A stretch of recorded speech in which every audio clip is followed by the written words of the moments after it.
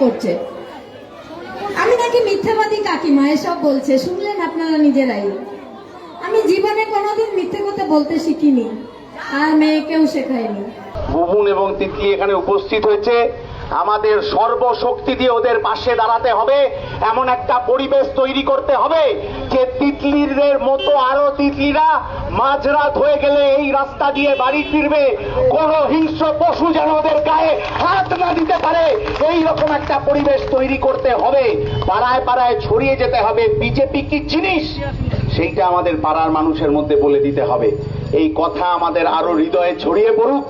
বুবুন এবং তিতলি সহ গোটা পার্টি ঐক্যবদ্ধভাবে দৃঢ়ভাবে তাদের পাশে দাঁড়াচ্ছে। আর কোনো দিন যেন বিজেপি এই ঘটনা ঘটাতে না পারে। আমরা অলরেডি থানায় এফআইআর করেছি, তার কপি আছে। নির্বাচন কমিশনের কাছে আমরা অভিযোগ জানিয়েছি। আর যদি কখনো এই ধরনের ঘটনা ঘটে, ভবিষ্যতে আরো তীব্রভাবে আমরা এই আন্দোলন করব, এই কথা আমরা বলছি। পানিহাটি জুড়ে কলতান দাশগুপ্তের টোটো প্রচার করছিলাম। প্রচার করার সময় তখন বিজেপির জনসভাটা হচ্ছিল, সভা হওয়াকালীন তখন আমাদের গান বন্ধ করার কথা বলা হয়, কিন্তু আমরা চলে যাচ্ছিলাম। তখন আমাদের টোটোটাকে দাঁড় করিয়ে আমাদের তার ছিঁড়ে দিয়ে, আমাদের ফ্লেক্স ছিঁড়ে দিয়ে আমার বাবাকে মারে এবং আমার গায়ে হাত তোলে, এবং ওখানে মহিলা পুরুষ নির্বিশেষে দুজনেই উভয় পক্ষই আমাদেরকে মারে। তারপরে পুলিশও সেই কোনো করেনি, কোনো সমঝোতা করেনি। এবং তারপরে আমাদের মানে বিজেপি যে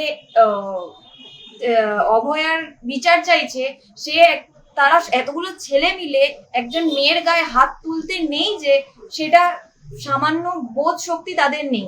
এবং এই হয়েই ওরা ভোট চাইছে, কি না অভয়ার হয়ে। কিন্তু সেই বিজেপি একটা মেয়ের গায়ে হাত তুলছে, তার বাবাকে মারছে।